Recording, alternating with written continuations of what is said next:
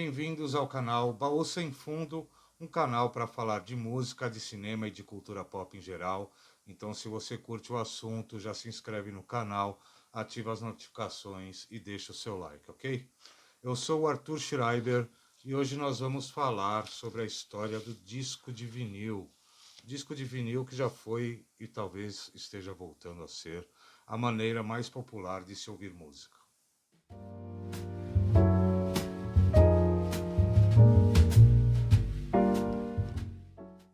A história do disco de vinil começa em 1877, quando Thomas Edison inventou o fonógrafo. O fonógrafo era um dispositivo mecânico que servia para gravar e reproduzir sons e ele usava um cilindro de cera para isso, ok? Então, em 1887, Emil Berliner, que era um pesquisador alemão, patenteou o famoso gramofone. O gramofone era um aparelho que já usava a agulha para tocar um disco, tá? Esses discos nessa época eram feitos de uma mistura de cera com carvão, não eram muito duráveis e tinham uma péssima qualidade de som também.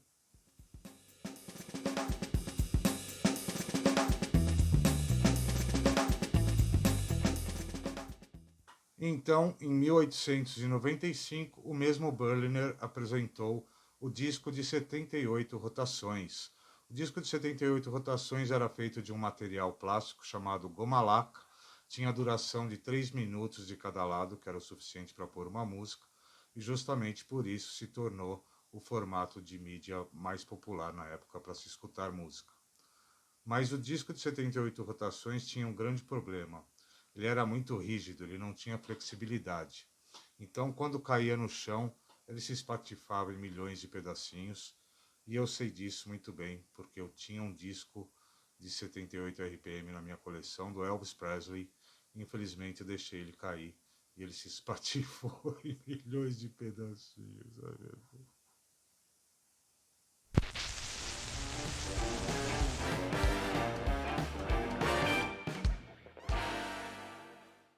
E por isso, na década de 1940, a indústria fonográfica estava em busca de um material mais resistente e com uma qualidade de som melhor do que o 78 RPM. Então, em 1948, a Columbia Records apresentou o disco de vinil, que era feito de um material plástico chamado PVC, tinha uma durabilidade muito maior do que os antigos 78 e uma qualidade de som muito superior também. Então, por isso, se tornou a mídia mais popular na época para se escutar música.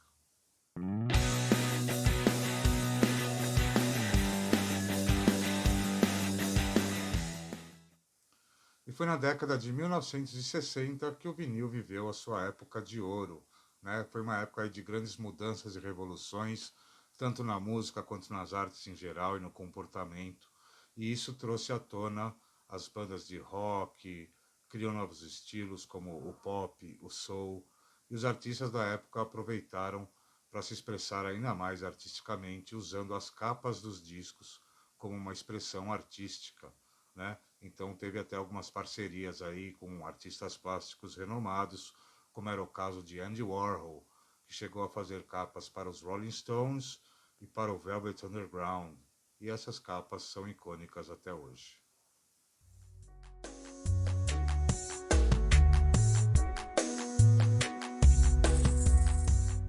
Na década de 1980, no Brasil, o vinil foi um sucesso absoluto. A explosão do rock nacional e as trilhas de novela alavancaram a venda do disco de vinil em milhões e milhões de cópias. Mas no mercado internacional, principalmente no mercado americano, as coisas começaram a mudar. O vinil começou a perder espaço para o mais novo formato de mídia, que era o CD. O CD, uma mídia digital que prometia maior durabilidade e maior qualidade de som do que o vinil. Como resultado disso, as vendas de vinil começaram a cair. No Brasil, a produção do disco de vinil chegou a ser interrompida nos anos 90. Mas nos outros países isso não aconteceu. Nos Estados Unidos e Europa, o vinil continuou em produção, mas lógico que em menor escala devido à popularização do CD. Mas o CD também estava com seus dias contados. Devido à popularização dos computadores e dos celulares, o MP3 se tornou a mídia mais popular para se escutar música, né? E hoje em dia os laptops nem têm mais leitor de CD.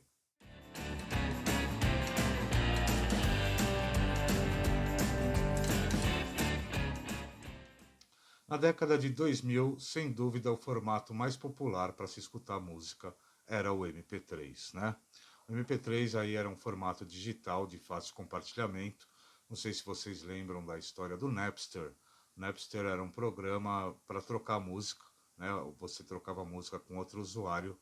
E quando o Metallica descobriu que estavam trocando as suas músicas sem que eles estivessem recebendo por isso, eles ficaram bem putos da vida e resolveram processar o Napster.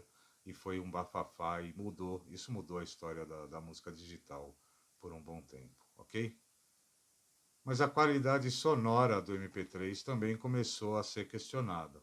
As pessoas achavam o som muito magrinho, sem peso, sem grave, e por isso começaram a voltar a atenção novamente ao disco de vinil, que começou a ficar cada vez mais popular devido à nostalgia, devido à qualidade de som, devido à estética.